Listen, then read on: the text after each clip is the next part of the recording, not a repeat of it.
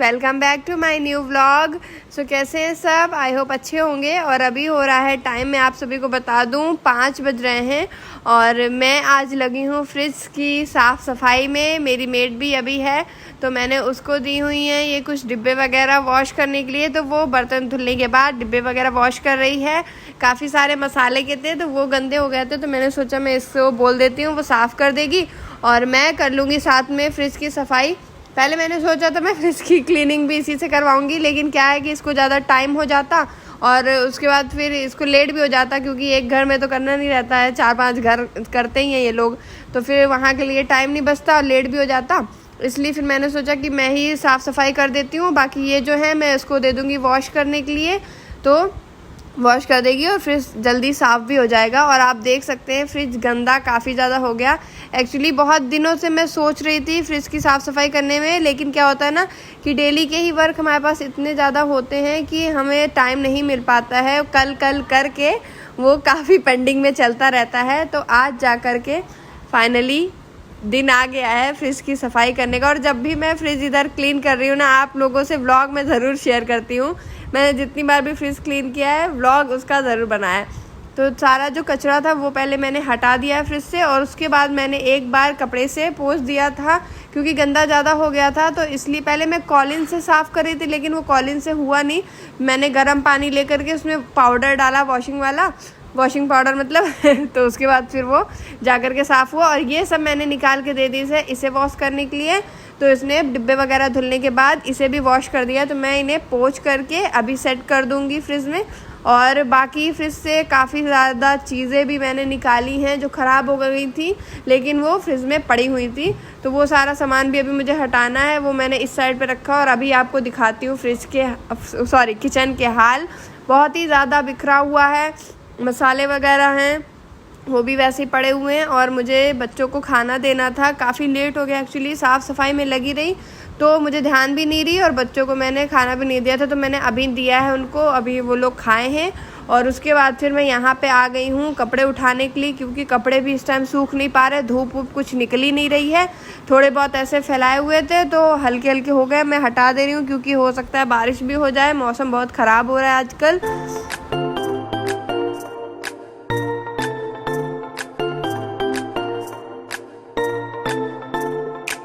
यहाँ पे चल रही है कोई फंक्शन की तैयारी। यहाँ कॉलोनी में किसी का बर्थडे है तो उसका फंक्शन होने वाला है यहाँ सामने पार्क में। तो बस वही डेकोरेशन वगैरह चालू है, रात में फंक्शन है तो आपको रात का भी सीन दिखाऊंगी। अभी तो खैर डेकोरेशन हो रही है, उसमें काफ़ी टाइम लगेगा।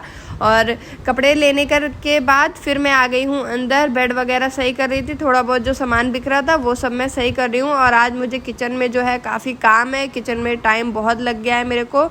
और अभी क्या है ये देखिए, ऊपर फ्रीज़र में मतलब बहुत ज़्यादा बर्फ़ जमी थी, तो वो मैंने उसको बंद करके छोड़ दिया है पिघलने के लिए, जब तक पिघलेगी, क्योंकि ऊपर की सफाई नहीं हो पा रही है। फ्रिज में बर्फ़ बहुत ज़्यादा जमी थी और ये सब भी मैंने नहीं लगाया था, कपड़े में उठाने चली गई थी। तो अभी ये सूख गए हैं अच्छे से, तो मैं अब इन्हें फ्रिज में सेट कर दे रही हूँ। और उसके बाद मुझे इसमें सामान भी लगाना है, जो भी सामान मैंने निकाल के बाहर रखा हुआ है। देखिए एकदम चमक गई है मेरी फ्रिज। और बर्तन वगैरह भी अभी सेट करने हैं। किचन एक्चुअली बहुत ज़्यादा मैसी हो रखा है, क्लीनिंग करते हैं ना तो यही हाल होता है। साफ़ सफाई में बहुत टाइम भी जाता है अगर अच्छे से साफ़ सफाई करो। और एक एक चीज़ करने में ऐसे सामने से तो टाइम नहीं लगता, लेकिन जब सारा सामान हटा करके सफाई करनी होती है ना तो फैल बहुत जाता है। अभी आप देख सकते हैं ये सारी चीज़ें जो हैं वो मैंने फ्रिज से निकाली हैं और कितना ज़्यादा बिखरा हुआ है। मुझे बड़ी उलझन हो रही थी, मुझे लग रहा था कितनी जल्दी ये सब साफ़ हो, सेट हो, ऑर्गेनाइज़ कर दूं। और डिब्बे भी वॉश करके वो चली गई थी तो मैंने इन्हें थोड़ी देर सूखने के लिए रखा था। और उसके बाद कपड़े से पोंछ करके सारे मसाले जो वहाँ पे फोल्डिंग पे रखे थे मैंने, वो मैं यहाँ पर सारे भर दे रही हूँ और डिब्बे भी अपने सेट करूँगी।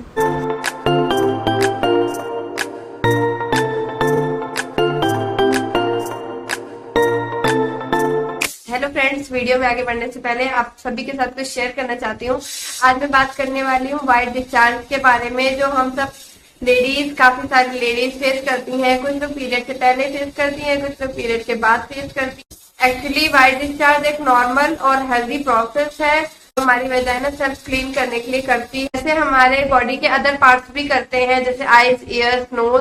डेली और कभी कभी वाइट डिस्चार्ज होना नॉर्मल है, लेकिन जब ये पीरियड के टाइम पे होता है तो हमें डिस्कम्फर्ट फील होता है एंड वेटनेस का डर जो है वो हमेशा बना रहता है। कई बार हमें ये अनहाइजीनिक भी लगता है एंड इन सारी प्रॉब्लम का जो सॉल्यूशन है वो मेरे पास है, क्योंकि एवर्टीन का एक ऐसा प्रोडक्ट बताऊंगी आप सभी को जो बहुत हेल्पफुल है। मैं आज बात करूंगी एवर्टीन के पैंटी लाइनर के बारे में, जो कि कॉटन से बना हुआ है। ये वेटनेस को इंस्टेंट अब्सॉर्ब करता है एंड ये अल्ट्रा थिन है, स्पेशली ब्रीथेबल लेयर से बना है जो कि मॉइस्चर मेंटेन करता है।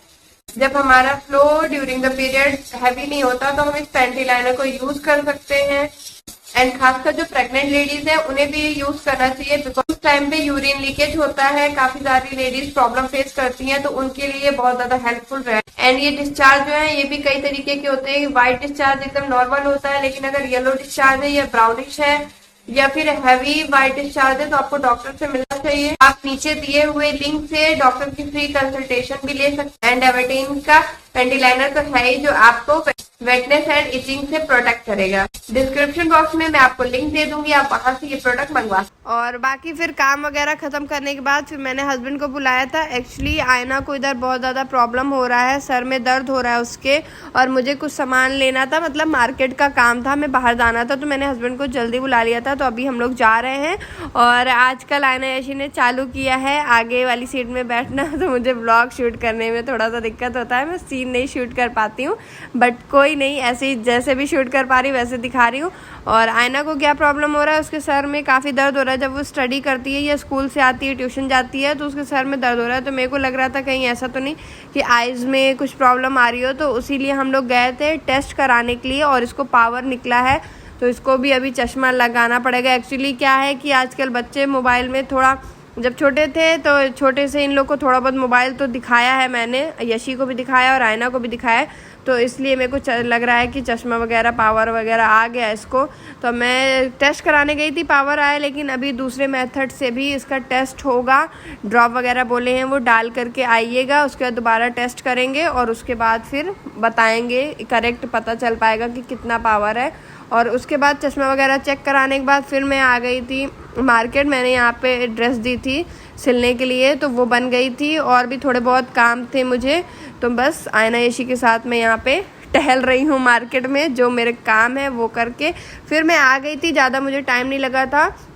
और आप देख सकते हैं यहाँ पे डेकोरेशन पूरी हो गई है। अब रात में कितना ज़्यादा प्यारा लग रहा है, लाइटिंग, बलून्स, बहुत ही सुंदर लग रहा था, डेकोरेशन काफ़ी अच्छी थी। तो मैंने सोचा मैं ये भी शूट कर लेती हूँ। और उसके बाद फिर खाना वगैरह बनाया, और उसका मैंने व्लॉग जो है वो शूट नहीं किया था। फिर ये है नेक्स्ट डे की मॉर्निंग का, और आज मैं लगी हूँ मंदिर की साफ़ सफाई में। मंदिर आप लोग सोच रहे होगे कि एक एक कोना मैं रोज़ पकड़ रही हूँ साफ़ सफाई के लिए। हाँ, क्योंकि काफ़ी टाइम हो जाता है। जो डेली की क्लीनिंग है वो तो हम कर लेते हैं, लेकिन कुछ कुछ चीज़ें होती हैं जो हम डेली नहीं कर पाते हैं, क्योंकि टाइम नहीं इतना होता है हमारे पास। तो जैसे मंदिर की वैसे तो सफाई हो जाती है, लेकिन एक एक मतलब पूरा हटा करके सामान साफ़ करना, और नीचे जो बिछा हुआ है वो आसन, वो सब डेली नहीं हो पाता है। तो अभी मैं आज इसे कर रही हूँ। तस्वीरों में थोड़ा बहुत क्या है कि धूल वगैरह मंदिर में जम जाती है ऊपर साइड पे, जहाँ पे जैसे ये सामान रखा है, तो रोज़ तो हम हटाते नहीं है, तो कहीं ना कहीं धूल थोड़ी बहुत जम जाती है। तो आज मैंने सोचा कि मैं सारा जो सामान है यहाँ का वो सब हटा करके पूरी सफाई करूँगी, और उसके बाद मैं यहाँ की पूजा करूँगी। तो ये देखिए, थोड़ा जैसे मैंने आसन हटाया तो यहाँ पे आपको दिख रहा होगा कितनी ज़्यादा धूल जो है वो जम गई है। तो ये सब मुझे जो चुनरियाँ हैं वो तो मुझे अच्छे से धुलनी है, और मंदिर तो धुलूँगी नहीं, इसमें लाइटिंग वगैरह लगी है, बस इसको अच्छे से पोंछ दिया है पहले सूखे कपड़े से, उसके बाद थोड़ा सा गीला करके भी मैंने इसे पोंछ दिया था, तो ये साफ़ हो गया था। जो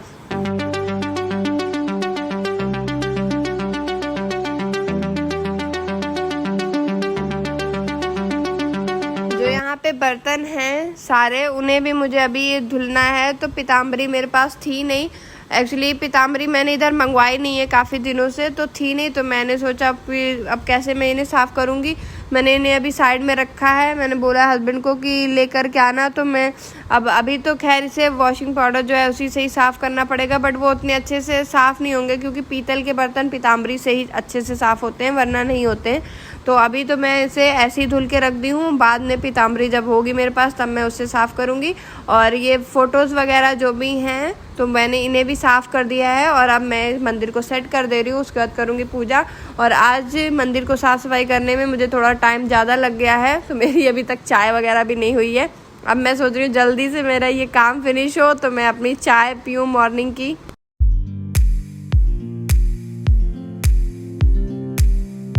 तो फाइनली साफ़ सफाई जो मंदिर की होनी थी वो हो गई है। कान्हा जी को भी मैंने नए कपड़े पहना दिए हैं नहला करके, और अब मैं स्टार्ट कर रही हूँ अपनी पूजा।